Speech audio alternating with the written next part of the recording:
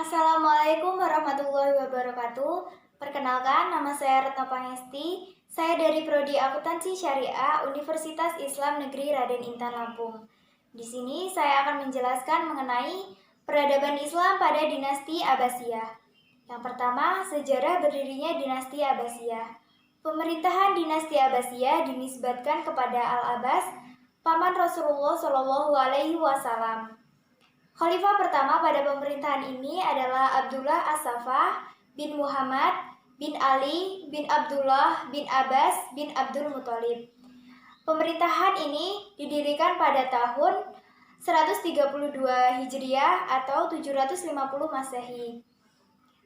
Kekuasaan dinasti Abbasiyah berlangsung selama dalam rentang waktu yang panjang sekitar 5 abad, dari tahun 132 Hijriah sampai 656 Hijriah atau 750 Masehi sampai 1258 Masehi. Pemerintahan ini dianggap sebagai kemenangan pemikiran yang pernah dikumandangkan oleh Bani Hashim Alawiyun setelah meninggalnya Rasulullah Shallallahu Alaihi Wasallam dengan mengatakan yang berhak untuk berkuasa adalah keturunan dari Rasulullah dan anak-anaknya.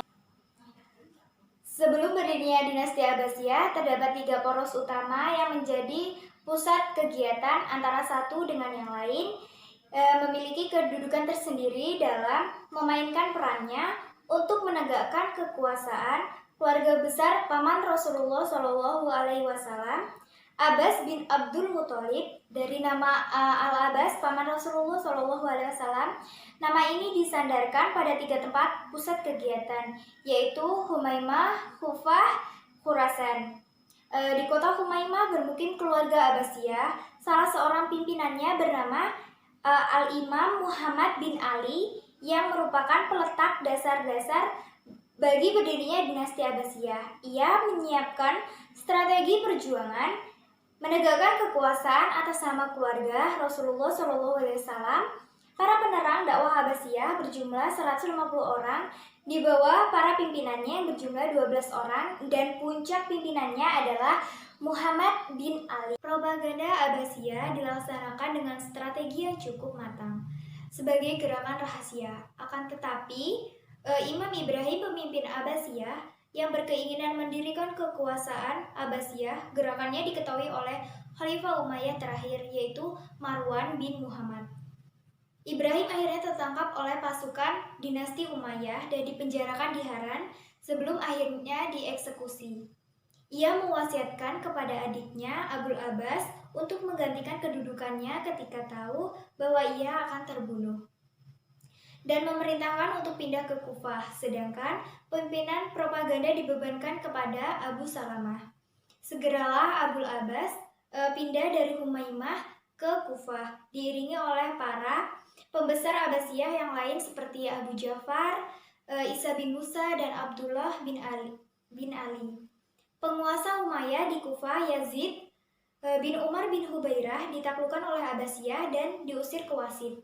Abu Salamah selanjutnya berkemah di Hufah yang telah ditaklukkan pada tahun 132 Hijriah. Abdullah bin Ali, salah seorang paman Abul Abbas, diperintahkan untuk mengejar Khalifah Umayyah terakhir, Marwan bin Muhammad. Bersama pasukannya yang melarikan diri, di mana akhirnya dapat dipukul di dataran rendah Sungai Zab. Pengejaran dilanjutkan ke Mausul, Haran, dan menyeberangi Sungai Efrat sampai ke Damaskus.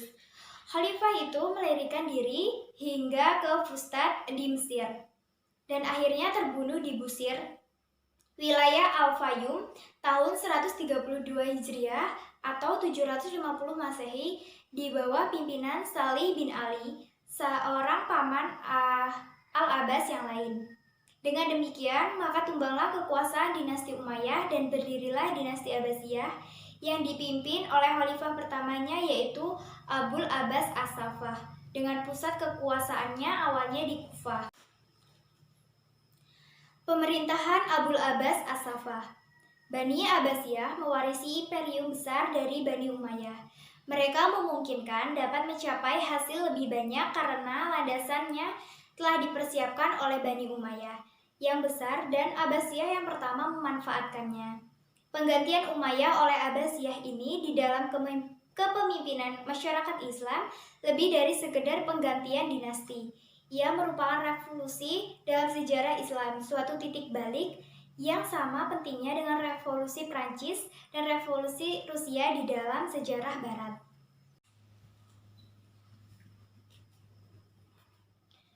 Seluruh anggota keluarga Abbas dan pimpinan umat Islam menyatakan setia kepada Abul Abbas As-Saffah sebagai khalifah mereka. As-Saffah kemudian pindah ke Ambar, sebelah barat sungai Eufrat dekat Baghdad.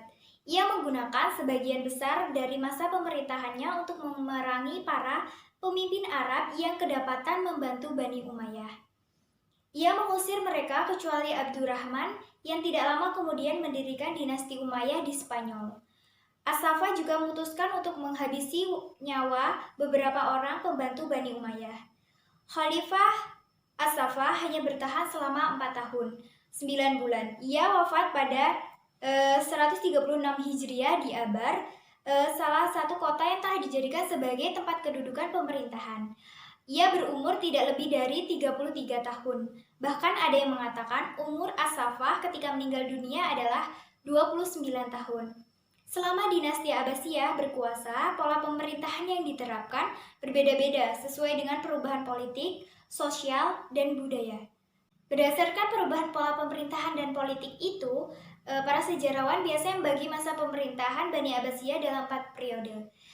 Yang pertama, masa Abbasiyah pertama yaitu semenjak Daulah Abbasiyah pada tahun 132 Hijriah atau 750 Masehi sampai meninggalnya Khalifah Al-Wasik pada 232 Hijriah atau 847 Masehi. Masa Abbasiyah kedua yaitu mulai Khalifah Al-Mutawakkil pada tahun 232 Hijriah atau 847 Masehi sampai berdirinya Daulah Buawiyah di Baghdad pada tahun 334 Hijriah atau 946 Masehi. Masa Abbasiyah ketiga yaitu berdirinya Daulah Buawiyah tahun 334 Hijriah atau 946 Masehi sampai masuknya kaum Saljuk ke Baghdad tahun 447 Hijriah atau 1055 Masehi. Masa Abbasiyah keempat yaitu masuknya orang-orang Saljuk ke Baghdad tahun 447 Hijriah atau 1055 Masehi sampai jatuhnya Baghdad ke tangan bangsa Mongol di bawah pimpinan Hulagu Khan pada tahun 656 Hijriah atau 1258 Masehi. Para khalifah dinasti Abbasiyah. Sebelum Abul Abbas As-Saffah meninggal, ia sudah mewasiatkan siapa penggantinya, yakni saudaranya Abu Ja'far, kemudian Isa bin Musa keponakannya. Sistem pengumuman putra mahkota itu mengikuti cara dinasti Bani Umayyah. Dan salah satu hal yang baru lagi bagi para Khalifah Abbasiyah yaitu pemakaian gelar Abu Ja'far, misalnya ia memakai gelar Al-Mansur. Para Khalifah Bani Abbasiyah berjumlah 37 khalifah.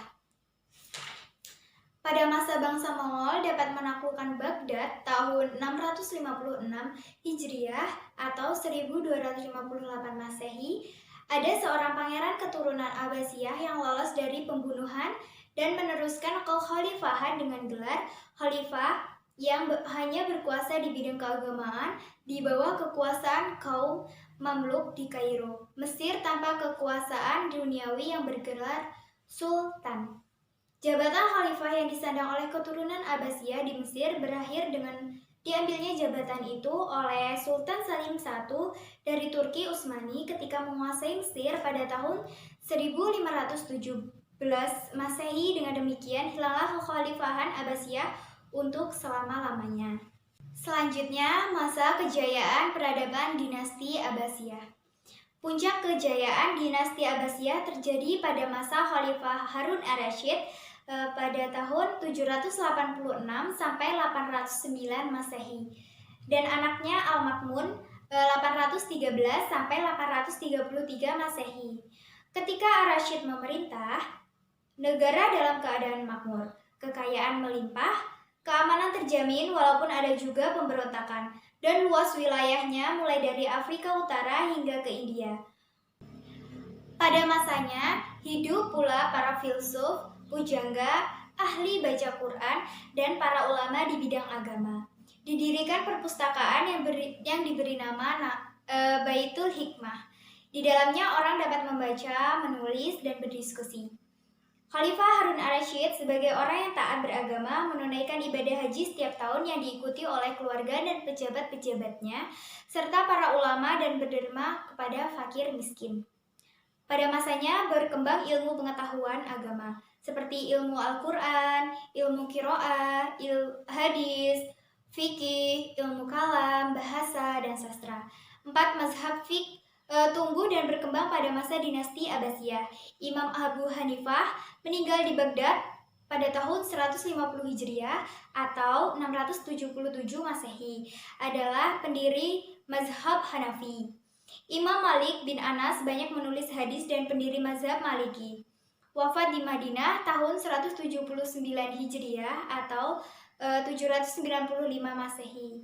Muhammad bin Idris Syafi'i wafat di Mesir tahun 204 Hijriah atau 819 Masehi. Adalah pendiri mazhab Syafi'i. Ahmad bin Hanbal, pendiri mazhab Hanbali, wafat tahun 241 Hijriah atau 855 Masehi. Di samping itu berkembang pula ilmu filsafat, logika, metafisika, matematika, ilmu alam, geografi, aljabar, aritmatika, mekanika, astronomi, musik, kedokteran, dan kimia. Ilmu-ilmu umum masuk ke dalam Islam melalui terjemahan dari bahasa Yunani dan Persia ke dalam bahasa Arab.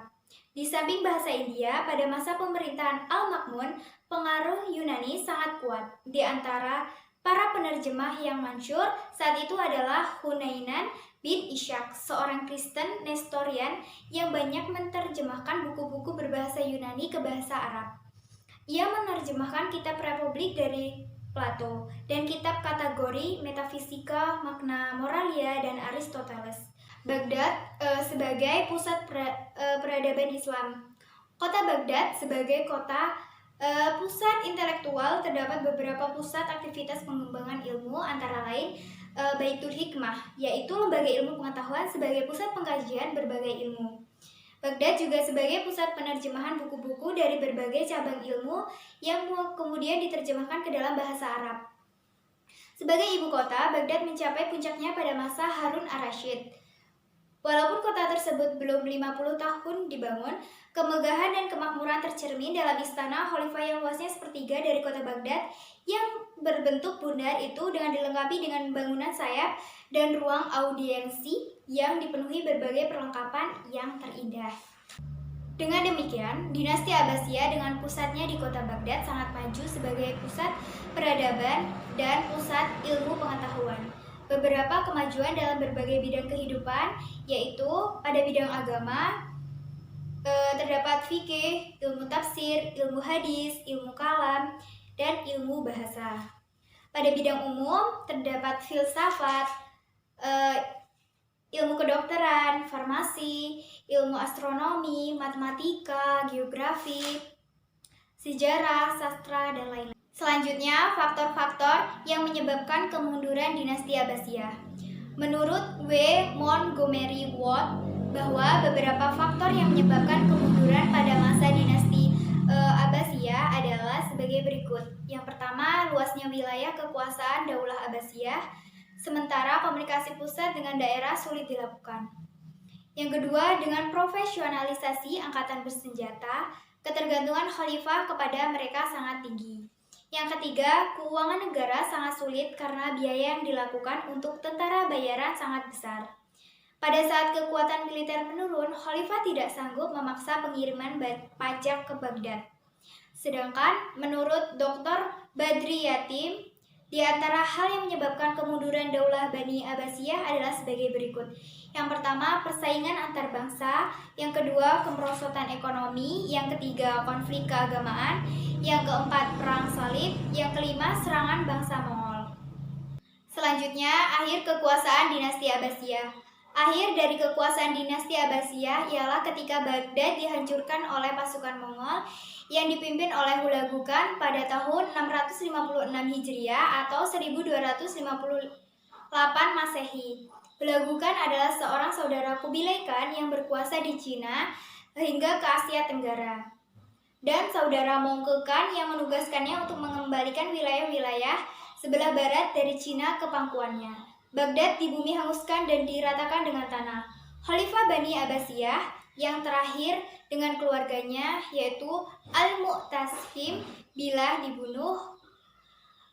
Buku-buku yang terkumpul di Baitul Hikmah dibakar dan dibuang ke sungai Tigris sehingga berubahlah warna air sungai tersebut yang jernih bersih menjadi hitam kelam karena lunturan tinta yang ada pada buku-buku itu. Dengan demikian, lenyaplah dinasti Abbasiyah yang telah memainkan peran penting dalam percaturan kebudayaan dan peradaban Islam dengan gemilang. Sekian penjelasan mengenai peradaban Islam pada dinasti Abbasiyah. Terima kasih. Wassalamualaikum warahmatullahi wabarakatuh.